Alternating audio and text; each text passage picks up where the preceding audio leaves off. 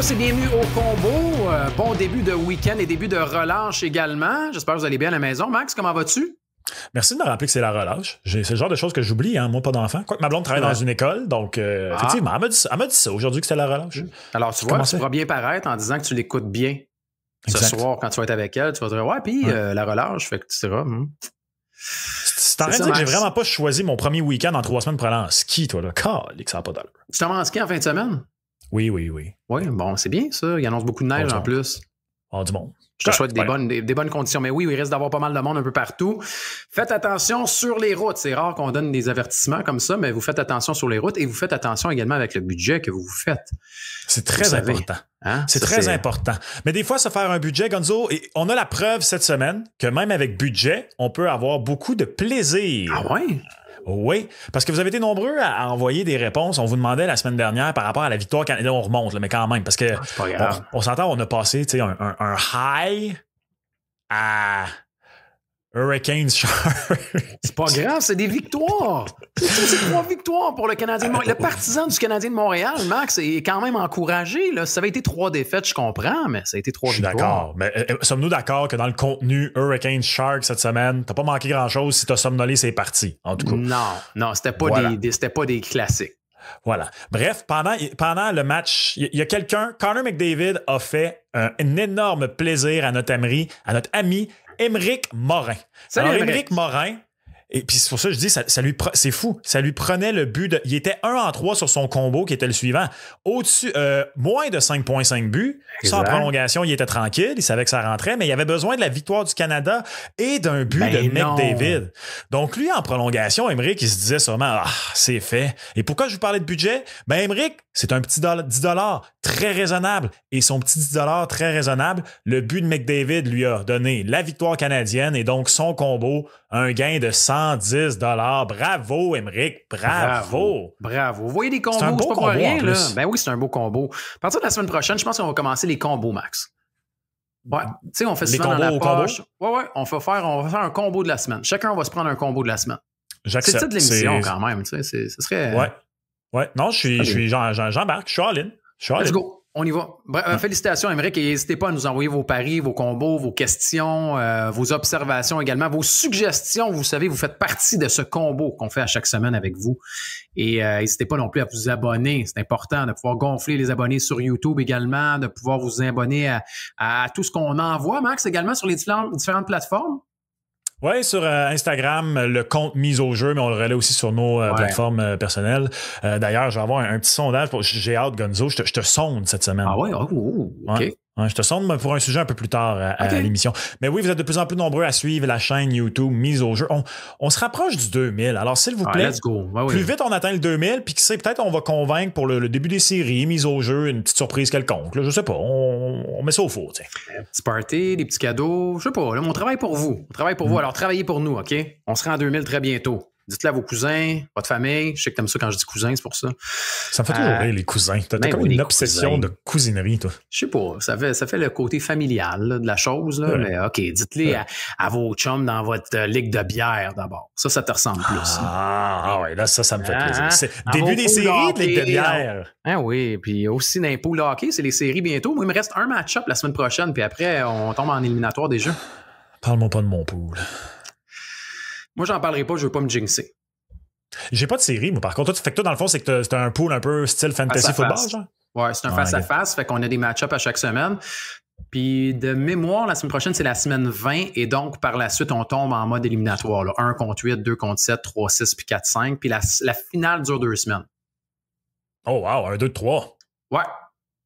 La finale dure 2 semaines pour que puisse, tu sais, vraiment là, de couronner le champion, que ça soit étoffé. Là. C'est pas une semaine de lock, mettons. Là. Tu veux que ce soit sur 2 semaines complètes. Alors, je respecte ça. Ça s'en vient. Il n'y a pas de recette parfaite de toute façon dans les poules, mais on a du plaisir. Alors, merci de le dire à vos chums de poule pour l'abonnement. Tout ça pour ça. Hey Max, Kirby Dach, man, faut qu'on se parle. Kirby Dach. Tu sais, je parlais des 3 victoires du Canadien de Montréal, puis à quel point, oui, il y avait du positif, puis à la limite, Owen Beck fait bien aussi, là, en attendant, là, même, tu sais, Laine s'est remis à mettre des points à 5 contre 5. C'était en attendant. Là, finalement, c'est tombé. Et Kirby Dach a été opéré au genou droit. Devrait être prêt pour le début de la prochaine saison. Mais là, c'est 2 opérations sur le même genou en 1 an et demi pour Kirby Dach. Il a 24 ans. J'imagine qu'on va devoir retourner à la table à dessin pour le Canadien de Montréal pour ce qui est de la reconstruction. On le savait déjà un petit peu, mais on se disait, bon, au pire, il va être à l'aile l'année prochaine. Mais le CH ne peut pas frapper pour 1000 et je pense que là, on ne veut pas y aller de conclusion hâtive, mais mettons que c'était pas le retour espéré, l'éclosion espérée pour Kirby Dach. Ben, moi, je vais aller plus loin que toi. Sans dire qu'on peut immédiatement, parce que sait-on jamais ce qui peut arriver dans le futur, là, on peut se douter, mais quand même, parlons encore conditionnel, là, parce que je suis pas du genre à vouloir faire les grosses déclarations à l'emporte-pièce, mais le CH doit agir comme si la transaction avait été un échec. C'est-à-dire, on était d'accord que Kirby Dach n'était pas la solution au centre comme centre de deuxième trio l'an prochain, mais là, je vais aller plus loin. Tu le prends même pas en considération sur ton top 6, à mon avis. Et tant mieux s'il te surprend. Exact. Et dans la saison, prends un poste de top 6. Parce que là, l'an prochain, tu peux plus juste te dire, OK, Suzuki, Caulfield, Slavkovski, Demidov, Lainé, puis un centre. Non, là, ça te prend 2 joueurs top 6 l'an prochain. Attends un peu. Oui, mais là, on est tous d'accord sur une chose, OK? Puis je pense que les gens qui sont à l'écoute également, le Canadien de Montréal a besoin d'un 2e centre pour Demidov l'année prochaine. Mais de l'autre côté, qui est là? Est-ce que c'est Lainé qui va... Non, mais attends, est-ce que c'est Lainé qui va compétitionner avec Kirby Dach au camp pour savoir qui va être là? Lainé est là par défaut. Oui, mais attends un peu. Si Demidov joue sur la 2e puis que tu es allé chercher un 2e centre, tu peux plus non plus éviter Lainé à 5 contre 5 puis tu le mets ça à 2 parce que c'est la 2 sur papier, mais que finalement à 5 contre 5, c'est la 4e trio qui joue, c'est le trio qui joue le moins. Si Demidov puis un centre établi débarque à Montréal, ça va te prendre quelqu'un d'autre de l'autre côté, mais qui va jouer à droite? Ça va-tu être Lainé? Ça va-tu être Dach? Est-ce que ça va être quelqu'un d'autre? Et c'est Lainé! Le gars a 23 points en 31 matchs. Comment? Ouais, mais à 5 contre 5, Max, il est pas terrible, on s'entend. Ben oui, mais c'est pas grave. C'est pour ça que tu vas chercher un centre de type moteur qui va travailler, jouer sur 200 pieds. Tu sais, regarde cette semaine. Ça, d'ailleurs, c'est très drôle. Le dimanche dernier, ma blonde et moi, on se promenait, puis j'ai vu quelque chose. Toi, vu que tu as des enfants en bas âge, moi, c'est quelque chose que j'avais un peu oublié, là, parce que les enfants ont tendance à faire ça jusqu'à ce que tu leur apprennes. Tu sais, les gens qui se traînent littéralement les pieds, là. Je suivais un gars sur le trottoir sur Mont-Royal.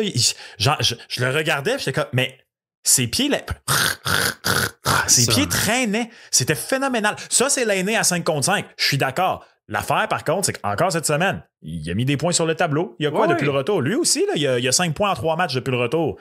Non, il va bien. Il va bien. C'est juste que son effort n'est pas tout à fait là. Puis tu veux...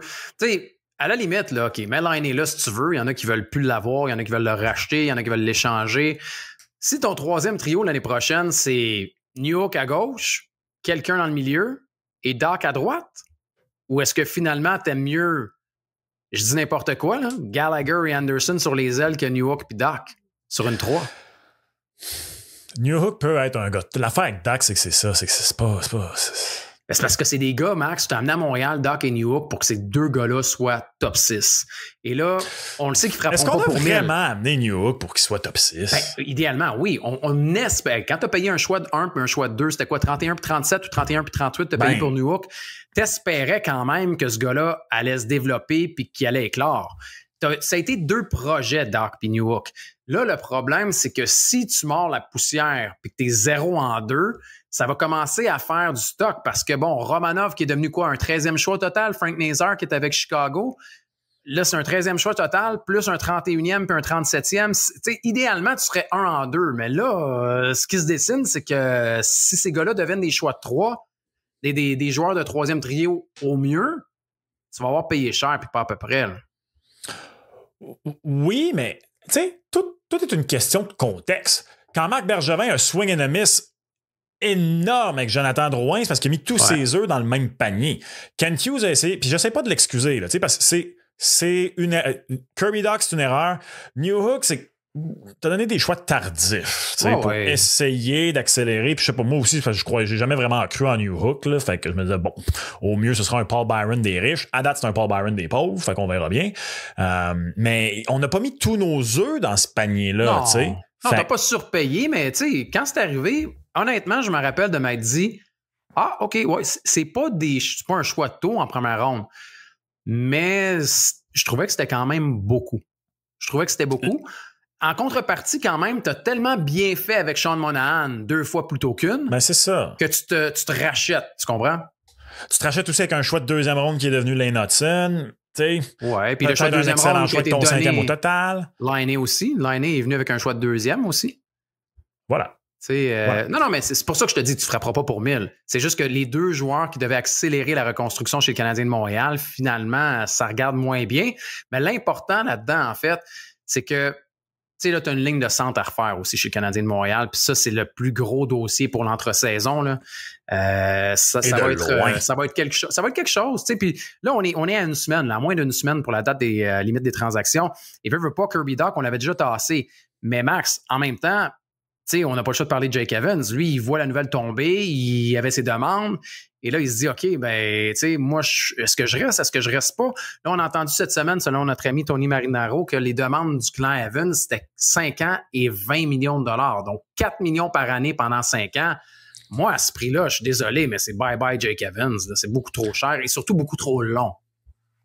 Moi, je suis pas tombé en bas de ma chaise autant que tout le monde quand j'ai vu ça.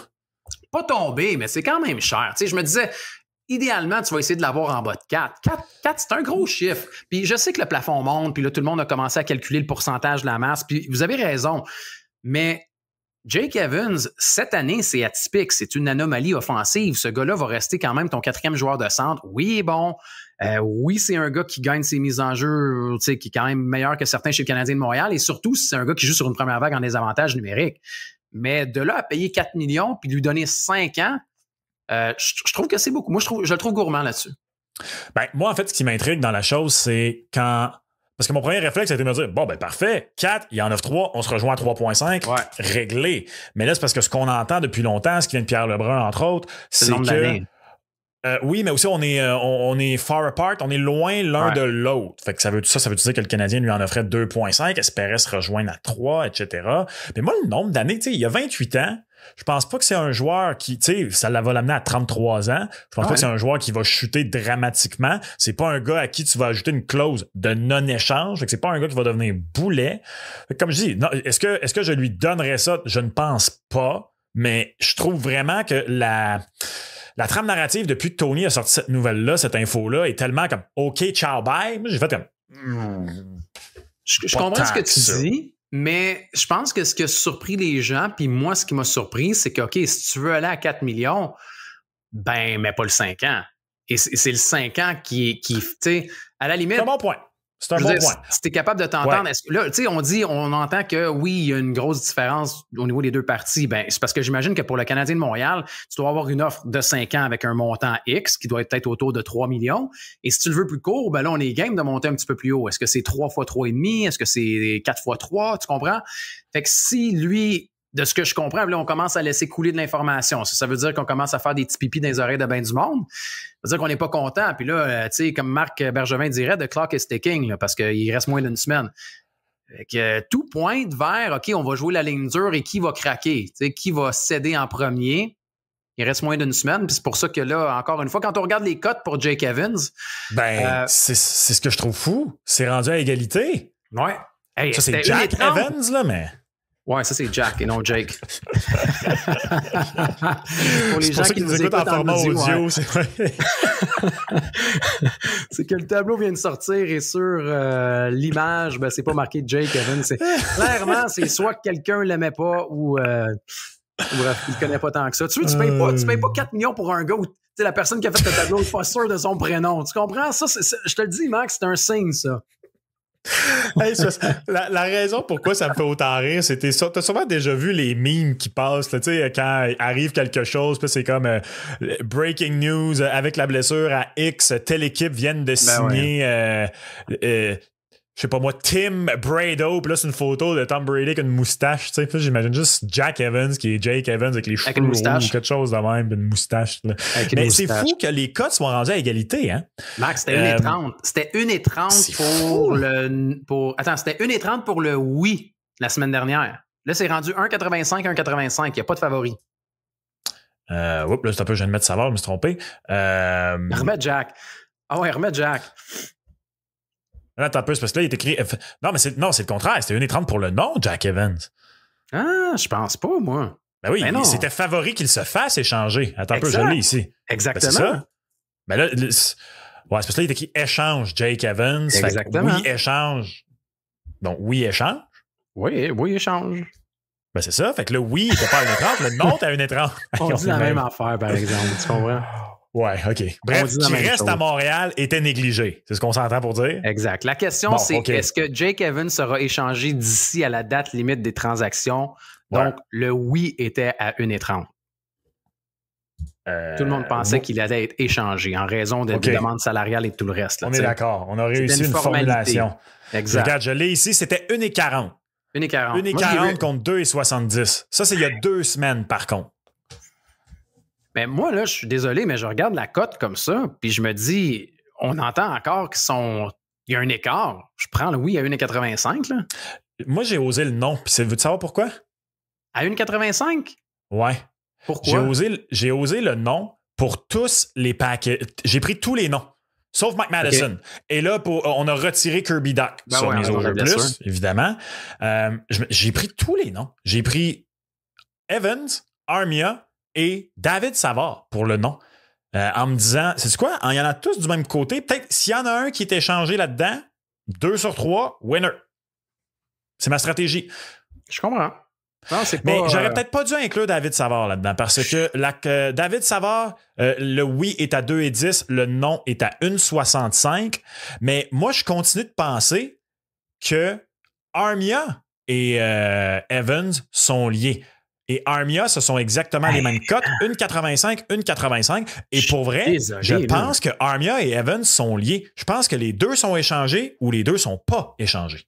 Max, on a parlé du combo Evans et Armia. Présentement, ce que je fais avec les cotes qui ont bougé, là, c'est que je prends un oui pour Jake Evans à 1,85, je prends un oui pour Armia, puis je les mets ensemble. Comme une transaction potentielle, j'en fais un combo qui donne une cote de 3,42. Donc, Jake Evans échangé, Yoel Armia échangé d'ici à la date limite des transactions, ça vous donne une cote de 3,42. Je le fais. C'est pas fou. Ben oui. Je trouve que c'est les deux qui sont peut-être moins imprévisibles. Parce que Jake Evans, on a beaucoup parlé de l'écart, puis Yoel Armia, pour moi, c'est une formalité. Il s'en va. Fait que déjà, à 1,85, là, j'aime beaucoup. Il y a deux choses. T'sais, on n'a pas procédé à la transaction encore, Jake Evans, pour soit on n'a pas le prix encore. On n'a pas eu le prix qu'on voulait. Et de deux, en raison des victoires, en raison de la ligne de centre, puis en raison du fait qu'on lui a quand même soumis une offre de contrat. Parce que rappelle-toi, l'année passée, je veux dire, quand Kent Hughes a son prix, il est game de bouger. Ouais, mais je trouve que tu vas trop rapidement dans la formalité.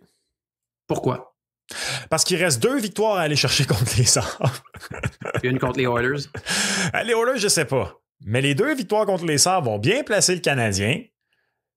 C'est qui? Je pense que c'est Chris Johnson. Tout juste avant l'émission, j'ai vu ça passer, qui dit que c'est anormalement tranquille présentement sur le marché des transactions parce qu'il y a trop d'équipes encore qui ne savent pas quoi faire. Ça ne veut pas dire que ça ne va pas changer, mais je trouve que tu vas trop rapidement dans la formalité. Et justement, moi, je pense que Kent Hughes, cette année, il n'aura pas son prix, sauf peut-être pour Evans. Il va l'avoir pour Evans, ouais. Mais c'est quoi le prix pour Armia? Je veux dire, tu n'auras pas un gros prix pour Armia. En fait, j'imagine, puis là, c'est une spéculation, puis une hypothèse de ma part, c'est que tu veux essayer de les jumeler parce qu'en les jumelant, tu vas être capable d'aller chercher quelque chose de plus gros que 2 morceaux. Fait que s'il veut mettre Evans et Armia pour essayer un premier tour, c'est là où tu vas essayer de trouver un partenaire pour danser qui est capable de prendre les deux. OK. Question pour toi. Question. Est-ce que c'est une possibilité ou pas du tout, selon toi? Quelque chose qu'on réserve habituellement à des joueurs beaucoup plus hauts dans une hiérarchie de club. C'est-à-dire que d'ici vendredi prochain, quand on se reparle, qu'il y ait un point de presse commun pour annoncer des prolongations de contrat à Evans et Armia. Non. À la Scheifele et à l'époque. Non, merci. Si on fait ça avec Yoel Armia, vraiment, je suis déçu. À 2,5 millions par année? Ouais, s'il est game de rester en bas de ce qu'il fait, puis en bas de 3, peut-être. Mais prépare-y un beau lit parce que d'après moi, il va hiberner pour un méchant bout avec un contrat en poche. Manque de respect. Arrête. De respect. Le gars a 31 ans, là, il sort une bonne saison. Tu sais, il est correct, Armia, je l'aime bien. Puis il est correct sur une 4, tu sais. Exact. Mais Moi, si je suis capable d'aller chercher quelque chose conjointement, je le laisse partir. Voilà, je sais que tu l'aimes bien, là, mais. Non, mais là, c'est la dernière année du contrat. Il a fait la même chose la dernière fois, à la fin de son contrat en séries éliminatoires, on s'en rappelle, sur une carte avec Corey Perry. Le seul problème de Armia, ça a été son contrat. Si tu lui donnes un vrai contrat de joueur de 4, peu importe ce qu'il fait, personne ne va chialer. Ah non, s'il est payé 2,5, j'aurais moins de misère. Mais mettons, je ne signerais pas ça 4 ans. Non, 2 ans, 2,5 par an. 2 ans, 5 millions, Yoel. D'après moi, Yoel, il va attendre puis il va aller chercher ça ailleurs. Pourquoi il ferait ça? Il est installé ici, tout va bien. Ouais, c'est un Finlandais, probablement qui aime le froid. Je le connais pas assez. C'est un homme énigmatique, je dirais. C'est un classique finlandais, oui. Oui, tout à fait. Stoïque. Non, je suis curieux de voir. Mais tu sais, on a parlé des victoires du Canadien de Montréal, mais il y en a encore plusieurs qui se disent, ouais, mais là, le Canadien de Montréal, vu qu'il est à 5 points et qu'on approche la date limite des transactions, est-ce que les gars, ça a bougé comme les cotes d'Evans et d'Armia? Est-ce que ça veut dire que le Canadien en séries éliminatoires, c'est redevenu une cote qui est attirante? Ben là, elle est très attirante, mais est-ce que vous êtes game d'y aller? Je la trouve pas attirante, moi, à 8. Elle n'est pas assez haute. Elle était tellement haute il n'y a pas si longtemps que je la trouve plus si attirante que ça. Ouais, par contre.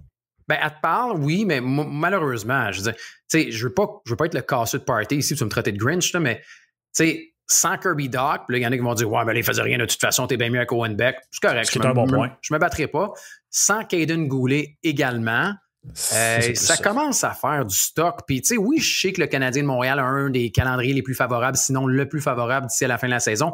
Mais il y a tellement d'équipes en lutte. Vous le voyez, le Canadien gagne, puis il n'arrive pas à avancer parce que, mettons qu'il y a 2 clubs sur 6 qui gagnent, ben ces 2 clubs-là continuent à avancer. Fait qu'il y a tellement de monde à la messe que malheureusement, pour moi, cette année, c'est un non. Fait que, tu sais, je ne battrais pas non parce que c'est un 0,4 puis c'est pas payant. Mais j'oserais même pas pour le 8. Le problème en ce moment, je trouve, c'est que Nick Suzuki est en train de se faire des pipes puis un deltoïde de bien trop grande qualité. Là. C'est le premier trio qui traîne la formation. Là. Ah ouais, avec un petit peu d'aide de Patty qui récolte des points ici et là, puis Lane Hudson, puis le Monty. Mais on a un assez gros échantillon présentement pour se dire que ça ne semble pas assez viable. Mais sais-tu quoi? Moi, il y a une chose qui me ferait changer puis d'oser le oui. Ah ouais, quoi? C'est si Caden Goulet avait été là. Ben exactement la situation actuelle avec Caden Goulet dans l'alignement, puis j'ose le oui. Je comprends. Mais c'est pour ça que je te dis, Caden Goulet, là, c'était des grosses minutes. Puis honnêtement, ils vont bien malgré ça. Et ça, c'est très étonnant. Puis là, je me dis, bon, ils vont casser quand? Il reste quand même pas mal de hockey, mais je vois pas comment. Ben, à la limite, ils vont peut-être le faire, puis on va être par terre, là, on va être au tapis, Max, puis on va être content pour le CH. Mais c'est une conversation pour moi qui sera remise à l'année prochaine. Malheureusement. Une autre année, pas de terrasse. Ah, c'est pas grave. Regarde, on aura eu au moins un parcours plus intéressant. Déjà là, d'être à la date limite des transactions puis d'encore sortir les codes des séries, même si c'est 1-0-4, c'est le fun. Ah oui, on avance. C'est correct. Tu parlais des 2 matchs contre les Sabres de Buffalo qui, eux aussi, se battent, mais sont encore en arrière. C'est juste, je dis, ils se battent parce qu'ils n'ont pas le choix. Là. Ils se battent à chaque année contre eux. Les Sabres, 2 matchs, le premier. C'est chiant pour les Sabres, mais c'est quand même la vérité et la réalité. Max, Sabres canadien, premier de 2 duels entre les 2 équipes, c'est à Buffalo. Est-ce que le Canadien poursuit sa séquence victorieuse? Oui, et la cote, et je suis tombé j'ai déjà placé ma mise. Wow, bravo. De toute façon, on sait qui est devant le filet. On sait que c'est Jacob de Bèche. Ça va faire du bien, ça. Écoute, je suis tombé en bas de ma chaise quand j'ai vu la cote à 2,35 pour le Canadien contre les Sabres de Buffalo. Je comprends que c'est sur la route, mais 2,35. Manque de respect. Non, mais c'est parce que mise au jeu t'assure d'avoir la meilleure cote pour le Canadien de Montréal à chaque match en raison de ses cotes rehaussées, Max. Hein? 2,35. Honnêtement, quand parce que là, ça, c'est moi qui le fait, ce graphique-là que vous voyez présentement à l'écran. C'est pour ça que c'est pas marqué Jack Evans. Exact, c'est pour ça qu'il n'est pas marqué Jack Evans. On les envoie sur l'autobus. C'est chiant. Je pense que je vais avoir un texto ce dimanche matin. Non, mais blague à part, c'est dit avec amour. Ceci étant dit, je me demandais, hey, le Canadien va-tu être favori sur la route contre Buffalo? Puis quand j'ai vu 2,35, j'ai fait, oh, wow, j'ai sauté là-dessus. OK, les Sabres ont 6 victoires quand même à leurs 10 derniers matchs, qui pour eux est assez respectable. Oui. Mais non, 2 points. C'est strictement une question de valeur pour moi, ça. C'est que le Canadien ne mérite pas une cote aussi élevée contre les Sabres. 3 victoires de suite. Le match contre les Requins a vraiment pas été convaincant. C'est le moins convaincant des 3 jusqu'ici depuis le retour de la pause. Ça reste que 2,35, strictement une question de valeur. Ça a trop de valeur pour moi. Je suis d'accord. Je n'avais pas vu les cotes avant de faire mon choix. On dit souvent dans des 2 matchs comme ça, ce sera un split. J'imagine qu'il y aura une victoire de chaque côté. Les Sabres jouent mieux dernièrement. Là, c'est sûr que le match contre les Whalers de Hartford de jeudi nous fait mentir. Là. Pour les gens qui se posent la question, je sais pas des oublis dans la vie. Là. C'est juste qu'ils portaient les gilets des Whalers de Hartford. Mais... Ce qui n'a pas de bon sens d'ailleurs. Ce qui n'a pas de bon sens, mais moi, on dit que c'est un des plus beaux gilets, par exemple. Oui, mais moi, je suis désolé. Une fois que la franchise est déménagée, t'as pas le droit. Je suis d'accord. C'est comme les Nationals qui portent les chandails des Expos. Start-moi pas là. Quand je suis allé voir les Nationals puis qu'il y avait un rack des Expos, j'ai rien acheté. Je me suis dit, c'est pas vrai, vous allez faire du profit, ça. En tout cas, c'est une autre histoire. Mais tout ça pour dire que oui, avant cette défaite-là contre les Whalers de Hartford, les Sabres, c'était 7-3 leurs 10 derniers matchs. Ils sont à la maison puis ils sont vraiment meilleurs à la maison qu'ils le sont sur la route. Fait que j'aime pas la cote à 1,66, puis à la limite, je me dis, est-ce que c'est trop risqué de les prendre à la réglementaire? Possiblement, parce que ça va être un match serré. Ça va être un genre de 4-3. Il s'est marqué beaucoup de buts, par contre, entre les deux équipes plus tôt cette année. Fait que peut-être que le total de buts m'intéresserait également. Le total de buts, sinon, je pense que j'irais Buffalo à la régulière, puis je ciblerais 2 joueurs, Max. Tage Thompson et également J.J. Peterka. J.J. Peterka, là, ça, c'est le genre de joueur qu'on aimerait beaucoup avec le Canadien de Montréal. Un travaillant, un fatigant. Mais non, mais ça va pas nulle part. Là. De toute façon, il va rester avec Buffalo. On va en garder une coupe à Buffalo, j'imagine. Mais malheureusement, je vais contre toi et j'y vais avec les Sabres de Buffalo. Une petite pizza là-dessus, tiens. Oh! Sur la victoire? Juste sur la victoire. T'es pas obligé. Sais-tu quoi? Je vais prendre une pizza sur la victoire du Canadien dans le match à Montréal lundi. Ah ben non, je prends Montréal lundi. C'est pour ça que je prends Buffalo samedi. OK, non. Non, pas de pizza. Pas de pizza sur celle-là. Okay, c'est parfait. Non, mais c'est correct, c'est pas grave. C'est pas grave.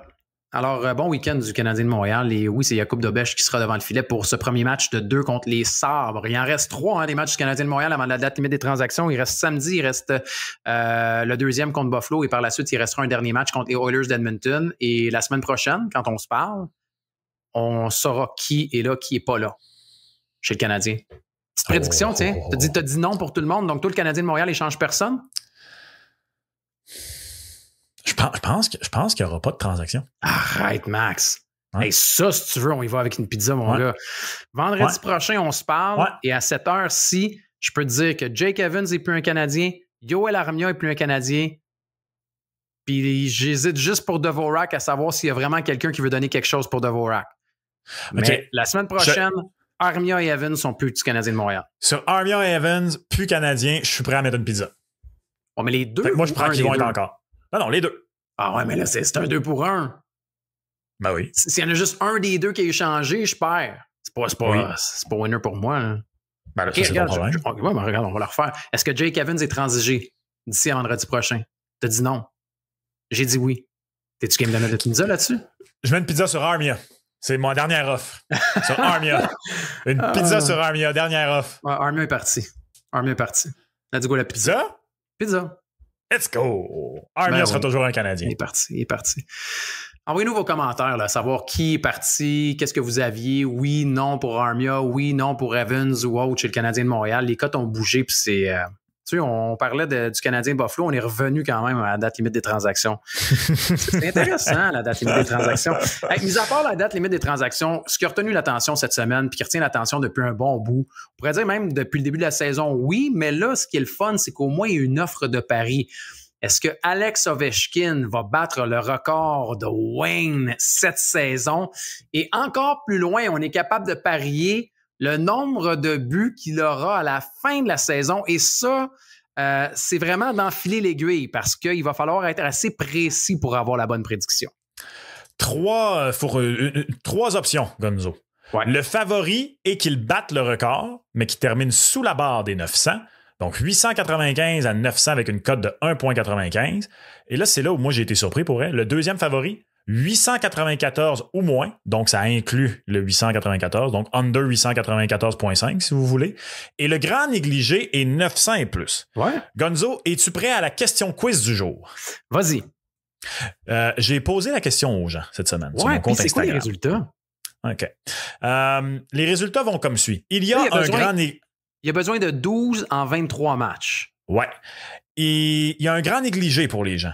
12% des gens ont pris le troisième choix le moins populaire. Et après ça, c'est très serré. 47% à 41%. Lequel des trois? 894 ou moins, 895 à 900 ou 900 ou plus, crois-tu, qui a récolté seulement 12% des votes? 8,94 ou moins. C'est vrai. C'est ça. Qui est pourtant deuxième favori à 2,30, largement devant le 900 ou plus. Oui, mais là, comme je disais, c'est qu'il faut qu'il y ait 12 buts en 23 matchs. Mm-hmm. S'il fait 12 buts en 23 matchs, il est à 8,95. Ouais. Donc, il faudrait qu'il ait 11 buts ou moins. Ouais. Pour que le 8,94 ou moins rentre. Exact. OK. Deuxième rang. 41% des gens croient que c'est soit 895 à 900 ou 900 ou plus. Lequel crois-tu? Je veux dire 8,95 à 900. Ben oui, les gens penchent pour le 900 ou plus avec 900, une cote de 5,5. Je l'ai. Puis c'est quoi? Je l'ai osé. Parce que quand j'ai vu la cote, écoute, avant le match de jeudi soir, ouais. S'il maintenait son rythme, il finissait à 900 piles. 900 piles. Là, évidemment, il n'a pas marqué. Donc, 899 probablement en ce moment, sa tendance. Et c'est strict. Honnêtement, si on ne prend pas de cote en considération, si on faisait juste jaser pour jaser, je pense qu'il va terminer à 898 ou 899. Exact. Cependant, la cote, qui n'a aucun bon sens, je trouve, à 5,5, conjuguée au fait que, écoute, il a fait un chiffre de quoi? 4,30 contre les Wheelers en fin de semaine passée en avantage numérique. On a 12 points d'avance ces Leafs au deuxième rang de l'Est, encore plus sur les Hurricanes au deuxième rang de la métropolitaine. Les Capitals de Washington vont terminer au sommet. Ils ont le droit, entre guillemets, ils se donnent la permission de faire ce genre d'affaires-là, de donner des chiffres de 4 minutes et demie à Ovi en avantage numérique, de lui donner tous les buts dans un filet désert possible. Ces deux éléments-là conjugués à une troisième chose. C'est quoi la plus longue disette d'Ovi cette année? Si on exclut le temps qu'il jouait pas, là, ça compte pas. Je parle en termes de match. C'était 4, je pense, ça? 3. Il a fait 2 fois 3. 2 fois 3. Moi, j'ai jamais vu, mais c'est 2 fois 3. Fait que, non, mais Max, il n'y a pas de cold streak. Il a raté quoi? Quasiment 5 semaines d'activité. Là, il était à 30 en 43 au moment de l'enregistrement. 30 en 43. Il est sur un rythme, là. Puis là, c'est sûr que c'est une règle de 3 avec le nombre de matchs, là. Tu sais, s'il en manque d'autres, là, selon ce qu'il a raté, il en marquerait 42. 42. Mais, tu sais, ça lui donnerait une douzaine de buts. Mais comme tu as dit, s'il approche le record ou il approche, mettons, le 900, lui, il va vouloir y aller pour le 900. Là, c'est rendu qu'on est en train d'essayer de voir avec le calendrier qu'est-ce qui va se passer. Avant le match de jeudi, là, quand on y allait avec le rythme et la règle de 3, OK? Tu vois bien? Le 895e but arrivait à la maison le 4 avril contre les Blackhawks de Chicago. OK? Si ça arrive, ça ferait en sorte qu'il resterait 6 autres rencontres, OK? Après le 4 avril, pour arriver là. Puis rappelez-vous, 6, là, en fait. Oui, mais rappelez-vous, il a commencé la saison, il était 15 en 18. Après, il y a eu la fameuse fracture qui a fait en sorte qu'il a raté 5 semaines. Et par la suite, il est revenu, il y a eu quoi? 4 buts en 5 matchs quand il est revenu de sa blessure. C'est complètement cinglé. Écoute, il n'a pas marqué au dernier match, il était 30 en 42. Je veux dire, là, c'est la 19e saison qui est à 30 buts, puis c'est phénoménal ce qui se passe pour vrai pour Ovechkin. Puis j'espère qu'il y aura le 900 cette année. Mais comme tu as dit, en raison de l'écart de la cote du 900 versus le 8,95 à 8,99, moi aussi je risque puis je vais avec le 900. Je comprends pas pourquoi le 900 est autant négligé par rapport au 894 et moins, pour être honnête avec toi. Faut que ça lui donne quoi? 47 buts pour se rendre à 900? Fait qu'il en a besoin de 17. Ouais, quelque chose comme ça. Là. J'ai pas le chiffre en nombre, j'ai juste compté en absolu de la carrière. S'il est à 8,94 ou moins, ça y prend 41 buts ou moins cette année. Donc encore 11. Exact. Là, sinon, de 8,95 à 8,99, ça lui prend de 42 à 46 buts. Et s'il fait 47 buts ou plus, ça lui donne le 900. s'il devait avoir une petite disette qui ferait en sorte qu'il aurait encore besoin d'un but dans les 2 matchs consécutifs contre les Blue Jackets, tu sais que c'est contre les Blue Jackets qu'il a marqué le premier but de sa carrière? C'était contre les Blue Jackets? Si je ne me trompe pas, c'était contre Pascal Leclerc. Colin. Non, mais écoute, en fin d'année, comme tu as dit, là, ils vont être. Si les Capitals sont assurés là, de finir au premier rang, qu'est-ce qu'on va faire? On va juste mettre du Ovi sur la glace pour se rendre en 900. Moi, je suis. Oui. On va suivre les cotes. On va suivre les cotes d'Ovechkin parce que c'est un gros sujet. Tu sais, les gens se disent, il est passé de il va-tu battre Gretzky à quand il va battre Gretzky à OK, il va battre Gretzky, il va-tu en faire 900? Puis j'ai même entendu cette semaine, est-ce que ce sera le premier joueur à en faire 1000? Oui, moi aussi, je l'ai vu pas mal. Je l'ai juste ici. C'était dans le premier match de sa carrière, une victoire de 3-2 des Capitals face aux Blue Jackets de Columbus. Il n'en avait pas marqué un, il en avait marqué 2. Et le gardien de but, effectivement, des Blue Jackets de Columbus, c'était Pascal Leclerc. Hey boy. Qui était le gardien de but des Capitals de Washington. En quelle année? En 2005-2006. C'était-tu encore Olaf Kolzig? Ben oui, c'était facile. C'était facile. C'était facile. Attends, qui a eu des passes sur les buts d'Ovi? J'ai dit ça? Oh, boy, ça doit être bon. Ah oui, tu l'as. Ça, c'est le 2005-2006. Oh, wow. OK, attends un peu. Le premier but en carrière de Wayne Gretzky, selon toi, qui a eu les passes? Indice. Attends, je pense que... Le premier but de Wayne Gretzky? J'ai dit Wayne Gretzky, ce que je voulais dire. Je pensais que tu me ramenais chez mon gars. Non, excuse, lapsus. Je voulais dire de Ovi. Indice, ces 2 joueurs-là, à des moments complètement opposés de leur carrière, ont aussi joué pour le Canadien. Les 2 gars qui ont eu des passes sur le premier but de Wayne Gretzky, d'Alex Ovechkin. Robert Lang? Non. Non? Non. Mon Dieu. C'est pas Lang en plus, puis il y en a 2. Non. Les 2 ont joué pour le Canadien. C'était des attaquants ou des défenseurs? Des attaquants. Un gros ailier format géant.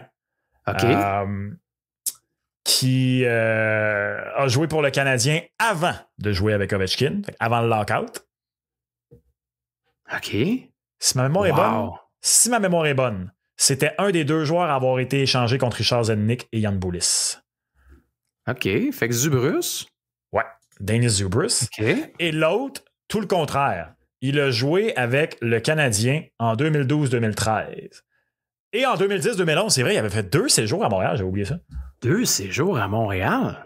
En fin de carrière. Des très courts séjours. Non, c'est pas vrai. Un de 72 matchs, il a quitté. Il est retourné à Washington, d'ailleurs. Puis il est revenu à Montréal. Oui, non. Glenn Metropolite? Non. Il est tough, celui-là. Si je ne me trompe pas, par contre, à Montréal, il portait le même numéro que Glenn Metropolite. Mais là, ça, c'est très nerd. Mais au 15. Mais au 15, ouais. Mais au 15, ah, man, je vais tellement m'en vouloir en plus quand tu vas me le dire après. C'est le 2 séjours à Montréal qui m'intrigue, puis c'est un attaquant. Ouais. Le 2e séjour était très court. Je te confirme qu'il a porté le numéro 15 à Montréal. Droitier. Là, je m'en vais dans ta palette. OK. Metropolite était droitier également. Zubrus était gaucher. C'est un joueur de centre ou c'est un allié? C'est un allié, j'imagine? C'était Non, c'était un centre. C'était un centre. Jim Dowd? Non. Je pense qu'il a peut-être été capitaine des Capitals, ce gars-là, pourrait. Ah ouais, là, dis-moi son nom, là. On n'a plus le temps, là. Let's go. Jeff Alpern. Ah, mon Dieu! Il a aussi eu une passe sur le 2e but d'Ovi plus tard dans le match, Jeff Alpern. Il a joué 2 fois à Montréal, Jeff Alpern. Moi aussi, j'avais oublié ça. Ça a été un gros match. En fait, Jeff Alpern avait terminé avec 3 passes ce soir-là. Il avait eu des passes sur les 2 buts d'Ovi et sur un but de Denis Zubrus. Je m'en veux tellement. Mais c'est correct. J'aime ça, des quiz. On devrait faire des quiz comme ça. Chaque semaine, on fait des quiz. Fait que bon pari, OK? Bon pari avec Ovi, là, ça va bien marcher. Ça va bien aller. De toute façon, on vous donnera des comptes rendus à chaque semaine là, pour savoir est-ce que c'est plus, est-ce que c'est 8,94, 8,95 ou 900. Mais faites vite pour le 900 parce que la cote, d'après moi... Puis la cote a augmenté à cause du match d'hier. Hein? Elle était à 4,75, maintenant elle est à 5,50 en raison du fait qu'il n'a pas marqué jeudi. Embarqué. Moi, j'ai pris mon billet. Moi, je l'avais pris, faudrait que je vérifie là, sur mon compte mise au jeu, là, mais elle était plus haute que 4,75 en tout cas quand je l'ai pris. Ah ouais, OK. Parce que jeudi, elle était à 4,75. Elle avait débuté plus haut, elle a baissé, elle a remonté. Moi, je l'ai pris pas mal autour de ça, je pense 5,5. Tu vois, c'est bien ça. Des grosses cotes également en fin de semaine pour le CF Montréal, Max. Ça va être difficile, c'est sûr, c'est encore sur la route contre une équipe qui a perdu son premier match également. Est-ce que tu te risques ou pas? Ah, je suis désolé, mais il y a des blessures du côté du CF Montréal. Ben ouais. Oui, j'avoue que j'ai été franchement impressionné face à Atlanta United. Tu te souviendras que c'était mon dans la poche la semaine dernière, une victoire d'Atlanta United. Et lorsque le Montréal a fait 2-2, j'écoutais le match et je me suis dit, Colin, je vais perdre mon pari ce soir. J'avais osé les deux. D'ailleurs, on a eu une bonne semaine la semaine passée. On a eu une très bonne semaine. Le Canadien aussi, ça a bien été la semaine dernière. Exact. Fait qu'on avait pris le Canadien. Puis là, quand le CF Montréal était à égalité, je me suis dit, au moins, j'aurais eu le Canadien, j'aurais pas le CF Montréal. Puis finalement, c'est rentré. Hey, écoute, 6,25. 6,25 la cote pour une victoire du CF Montréal en fin de semaine. Je suis désolé. En raison des blessures, le manque de code encore dans cet effectif.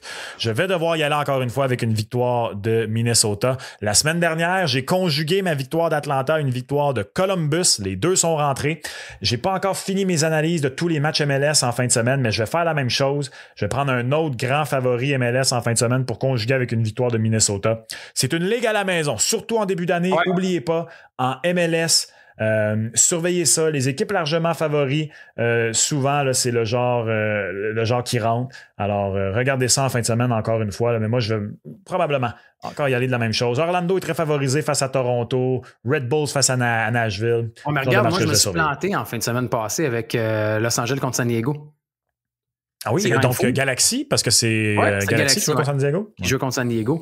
Dans le combo, tu vois, moi, c'est pas rentré parce que j'avais pris Atlanta également. 1,51, c'est pas beaucoup par contre. Puis tu sais, on sait que Minnesota, c'est une bonne défensive.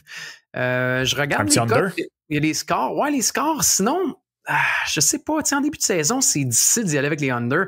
Est-ce qu'un 1-0 Minnesota pourrait être attirant à 6,50? Sinon, j'ai regardé, puis je prendrais peut-être Minnesota gagnant et marqueur du premier but. Ça t'amène la cote à 1,77. Ah, OK. Minnesota marque le premier but. Oui. Minnesota gagnant. Choisir un joueur, j'ai bon doute et gagne. Non. Minnesota gagnant et marque le premier but. Alors, il gagne et il marque le premier but. Puis c'est 1,77 au lieu d'1,51. Fait que tu es capable de l'amener un petit peu plus loin. Là, le fait qu'ils sont à la maison, comme tu disais, moi, ce serait peut-être ça mon choix. Parce que je regardais le total de buts, puis plus de 2 buts et demi, c'est quand même juste 1,67, qui n'est pas très élevé. Moi, je risque de combiner Minnesota avec LAFC. Même si on reçoit quand même une formation très respectable de New York City. Là. Un petit 2,61 pour ces deux équipes-là, je trouve ça très intéressant. Ça avait quand même une courte victoire de juste 1-0 LA contre Minnesota la semaine dernière. Là. Mais je pense que je vais oser ces deux-là en fin de semaine. OK. Max, est-ce qu'on y va avec... on y va-tu en rafale pour dans la poche, puis on s'y est loin? Ben, moi, mon dans la poche, ça va être Minnesota. C'est. Pour vrai? À 1,51? Ouais. J'aime pas faire. Je suis désolé. Je suis désolé aux fans du CF Montréal. Pour débuter l'année, 7 matchs sur la route. Je vais assumer mon rôle de Grinch pour tout de suite. Peut-être que la semaine prochaine, je vais oser un verdict nul. Tiens. OK. Dans la poche, match super important pour les séries éliminatoires. Ils jouent encore un contre l'autre. Je prends les Jackets à la maison samedi contre les Red Wings. Ils sont 19-6-3 à la maison, les Jackets. Ils sont pas battables, pour vrai. Ça n'a pas de sens ce qu'ils font. Tu sais, depuis que Monan n'est pas là, on a mis Fantilli. Marchenko est revenu également. 19-6-3 à la maison. C'est la meilleure attaque de la Ligue nationale de hockey à la maison, les Jackets. En plus, ça, c'est vraiment étonnant. Puis sinon, peut-être que je prendrais plus de 6,5 dans ce match-là. Mais mon choix là, pour dans la poche, c'est quand même les Jackets à la maison. Tenez-vous loin d'Elias Peterson. Oh mon Dieu, ouais. Ou au contraire, fade Elias Peterson, under 0,5 points en tout temps. Ça rentre incroyablement. Tu le fais-tu souvent, toi? Moins de 0,5 points? C'est très rare, mais là, honnêtement, je commence à me dire qu'Elias Peterson, je pense que je vais le faire tous les matchs d'ici la fin de l'année. J'exagère, là, bien sûr, là, mais le pauvre gars tire pas. Il est en complète déchéance. Ça va mal. Fait que je me tiens loin d'Elias Peterson ou sinon, j'y vais pour des under.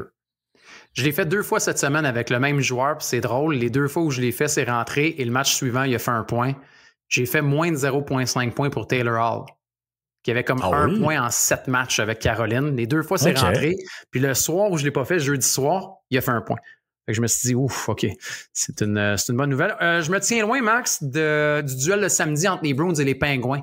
Hey, j'ai failli choisir, c'est drôle. Ouais, 2 équipes décevantes, 2 équipes imprévisibles. Je regardais le match jeudi, là, Pingouins contre les Flyers. Ça n'a pas de sens. Nedeljkovic qui sort, qui pète un plomb. Finalement, Malkin qui prend les choses en main. C'est des montagnes russes, ces 2 clubs-là. Tenez-vous loin. Lindholm n'est pas là. McAvoy n'est pas là pour les Bruins. C'est quoi, c'est 5 défaites de suite. Fait que choisissez ailleurs, regardez ailleurs. Il y a plein de duels en fin de semaine, vous allez pouvoir trouver votre compte, là, fait que je reste loin. Puis à la limite, si j'avais à piger là-dedans, je prendrais 2 points pour Pasternak parce que lui est en feu.